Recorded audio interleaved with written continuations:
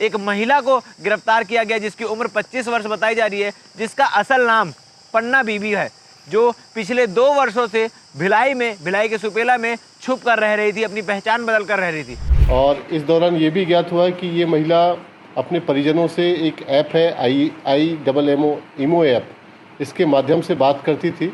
इस ऐप की विशेषता है कि इसमें नंबर्स डिस्प्ले नहीं होते हैं। भारत और बांग्लादेश के बॉर्डर पे किस प्रकार से सारी चीज़ें चल रही है कि लोग अवैध रूप से अंदर प्रवेश कर ले रहे हैं। और इतना ही नहीं, पिछले 8 सालों में कई बार ये जो पन्ना बीबी है, इन्होंने अपने परिवार से बांग्लादेश जाकर मुलाकात भी की है। और सूचना की तस्दीक कराई गई और तत्पश्चात से डिटेल पूछताछ की गई और उस महिला का बांग्लादेशी होना पाया गया और उसके पास इंडिया में रहने के, भारत में रहने के कोई भी वैध दस्तावेज नहीं थे।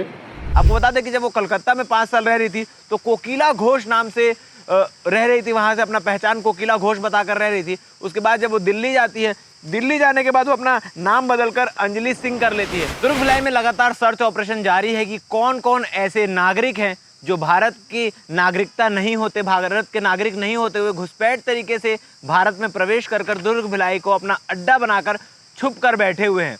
इस पूरी जांच के लिए एक स्पेशल टास्क फोर्स यानी STF की कमेटी गठित की गई थी और उसके बाद से जांच लगातार जारी थी। आपको बता दें कि सुपेला थाना क्षेत्र में एक महिला को गिरफ्तार किया गया जिसकी उम्र 25 वर्ष बताई जा रही है, जिसका असल नाम पन्ना बीबी है, जो पिछले 2 वर्षों से भिलाई के सुपेला में छुप कर रह रही थी, अपनी पहचान बदल कर रह रही थी। इसके पीछे कुछ कहानी है और वो यहाँ रहकर क्या क्या करती थी, आपको तफ्तीश से बताते हैं।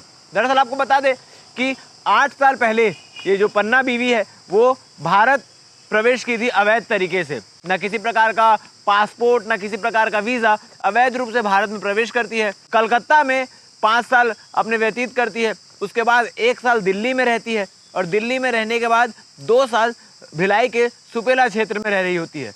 इस दौरान जब वो अलग अलग जगह पर जाती है तो अलग अलग नाम को धारण कर लेती है। आपको बता दें कि जब वो कलकत्ता में 5 साल रह रही थी तो कोकिला घोष नाम से रह रही थी, वहाँ से अपना पहचान कोकिला घोष बताकर रह रही थी। उसके बाद जब वो दिल्ली जाती है, दिल्ली जाने के बाद वो अपना नाम बदलकर अंजलि सिंह कर लेती है और एक फर्जी आधार कार्ड भी बनवा लेती है। इतना ही नहीं, जब दिल्ली में उसका उपचार होता है अस्पताल में तो ब्लर फोटो वाली यानी जो अस्पष्ट फोटो वाली आधार कार्ड होती है वो वहाँ पर प्रस्तुत करके अंजलि सिंह के नाम से अपना उपचार भी करवाती है।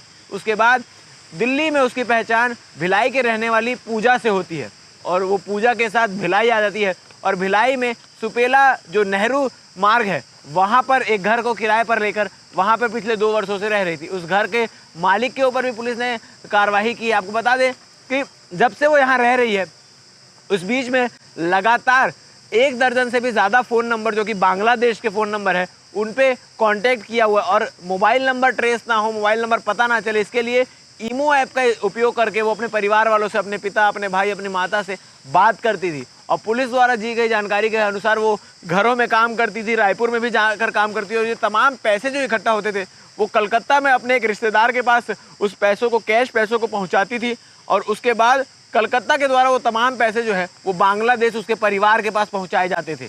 अब सोचने वाली बात यह है कि भारत और बांग्लादेश के बॉर्डर पे किस प्रकार से सारी चीज़ें चल रही है, अवैध रूप से अंदर प्रवेश कर ले रहे हैं। और इतना ही नहीं, पिछले 8 सालों में कई बार ये जो पन्ना बीबी है इन्होंने अपने परिवार से बांग्लादेश जाकर मुलाकात भी की है। मतलब भारत का बॉर्डर इनके लिए एक आम रास्ता हो गया है कि टैक्सी पकड़ी और अपने घर चले गए या ट्रेन पकड़ी और अपने घर चले गए। इस प्रकार से बहुत आराम तरीके से वो अपने परिवार से मिलती थी, फिर वापस भारत आ जाती थी, फिर परिवार से मिलने जाती थी, फिर वापस भारत आ जाती थी। इस प्रकार से चीज़ें चल रही थी। कई सारे सवाल खड़े कर रहे हैं सिक्योरिटी को लेकर कि वहाँ जिस प्रकार से एक गिरोह पूरा काम करता है लोगों को बॉर्डर से इस पर और उस पर करवाने का, ये तमाम चीज़ें हमने फिल्मों में भी देखी है। क्या फिल्मों में दिखाए गए तरीकों से ही बॉर्डर पार करवाया जाता है? आपको एक फिल्म याद दिला दूँ, बजरंगी भाईजान, उसमें जिस प्रकार से तारों के नीचे से बजरंगी भाईजान पाकिस्तान पहुँचते हैं, क्या उसी प्रकार से बांग्लादेशी लोग भारत पहुंचते हैं? ये एक बहुत बड़ा सवाल। इसको लेकर SSP ने साफ तौर पर कहा है कि जितनी भी एजेंसियां उनसे पत्राचार भी किया जाएगा कि इस प्रकार की चीज़ों पे जांच की जाए। आखिर बांग्लादेश से लोग भारत कैसे प्रवेश कर जाते हैं और भारत में प्रवेश करने के बाद अपना आइडेंटिफिकेशन चेंज करके अपना आधार कार्ड, नकली आधार कार्ड बनवा कर भारत के नागरिक बनकर छुप कर रह रहे होते हैं। अब उस मकान मालिक को भी क्या पता था कि ये शख्स भारतीय है या बांग्लादेशी। एक फर्जी आधार कार्ड दिखाया गया, दस्तावेज जमा किए गए और मकान किराए पर मिल गया। इस पूरे मामले को लेकर एसएसपी ने आज प्रेस कॉन्फ्रेंस किया। प्रेस कॉन्फ्रेंस में क्या कुछ हुआ आप आगे वीडियो में देखिए।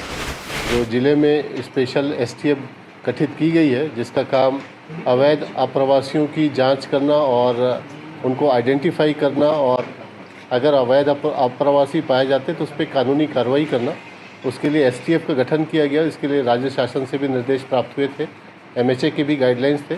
उसी आधार पर एक सूचना प्राप्त हुई थी कि एक महिला है जो बांग्लादेशी महिला है और अपने आप को वो छिपा के सुपेला क्षेत्र में रहती है, और सूचना की तस्दीक कराई गई और तत्पश्चात से डिटेल पूछताछ की गई और उस महिला का बांग्लादेशी होना पाया गया और उसके पास इंडिया में रहने के, भारत में रहने के कोई भी वैध दस्तावेज नहीं थे। प्रवेश करते समय भी उसने किसी भी तरह से कोई दस्तावेज का प्रयोग नहीं किया था, इलीगल रास्ते से आई थी।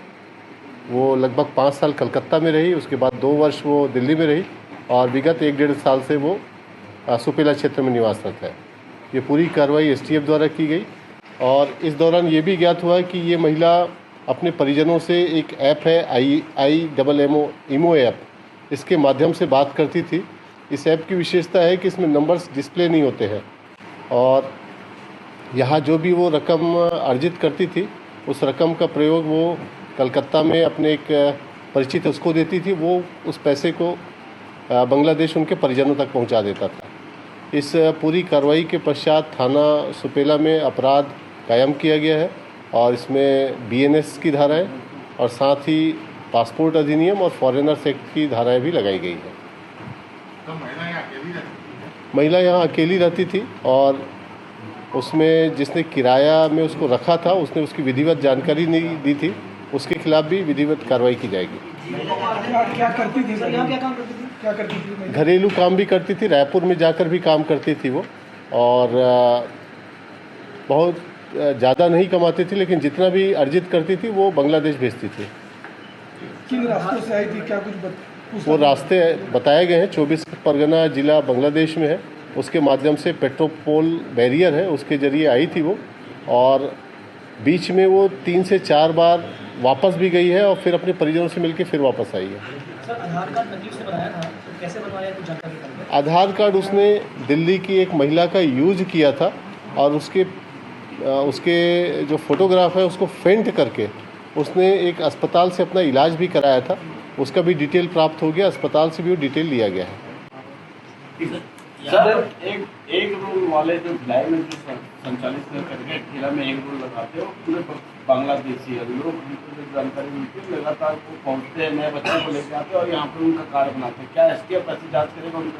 बिल्कुल बिल्कुल, इन सभी जो आप बता रहे हैं वो भी एक पोटेंशियल थ्रेट हो सकते हैं और उसकी भी जांच करेंगे। सर, बांग्लादेशी जब घुसते हैं तो उसके लिए पूरा एक गैंग काम करता है, वहाँ पर जो सिक्योरिटी फोर्स लगती है वो लोग भी पैसा लेते हैं, तो क्या उसके लिए भी आप लोग लिखेंगे कि ये लोग कैसे आए, उसकी जांच होनी चाहिए? जो बॉर्डर में सुरक्षा कर रहे हैं उन पर भी कोई जांच होनी चाहिए? देखिए, अवैध अप्रवासी के विषय में पूरी SOP तय है और उस SOP के तहत जिन भी अथॉरिटी से पत्राचार करना बिल्कुल करेंगे। सर, यहाँ पे जो इसको छोड़ दिया था, जिसके मतलब उस पर आई रह रही थी, उन पर क्या कार्रवाई? उन पर भी कार्रवाई की जा रही है और उसका जिक्र प्रेस नोट में भी दर्ज है, उस पर भी कार्रवाई की जा रही है। जो सर इस तरह से जो ये आधार कार्ड बना के उपलब्ध करा रहे हैं, ऐसे एक पूर्व में शिकायत आई है छावी से, क्या उन लोगों पर भी कार्रवाई? निश्चित रूप से, अगर फर्जी रूप से आधार कार्ड बना है या दूसरे का आधार कार्ड यूज़ किया है, अभी इसमें दूसरे का आधार कार्ड यूज़ किया गया है, लिहाजा प्रतिरूपण की धाराएं उसमें BNS की लगाई गई है और धाराएं बड़ी सख्त है। सर, कौन से ऐप से बात करती थी महिला?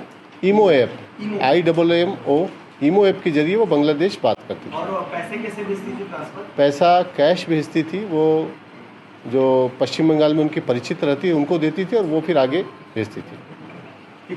सर, मेन काम क्या था, कुछ बताई होगी? इतना अर्न सोर्स कुछ तो रहा होगा उसका। उसने अभी तक जो मेन काम घरेलू कामकाज करना बताई है, रायपुर भी जाती थी वो, और उन सब चीज़ों की तस्दीक की जाएगी।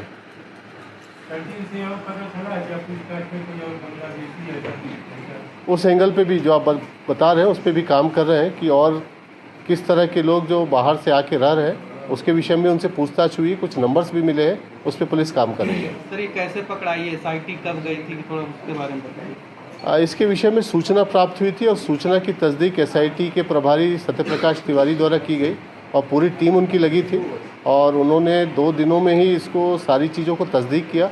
जो आधार कार्ड था उसका भी डिटेल प्राप्त किया और उसके आधार पर ये धरपकड़ संभव हो पाई। सर कितने साल से यहाँ रह रहा था? लगभग 1 से 1.5 साल से वो रह रही थी और उसका जिक्र प्रेस नोट में किया गया है।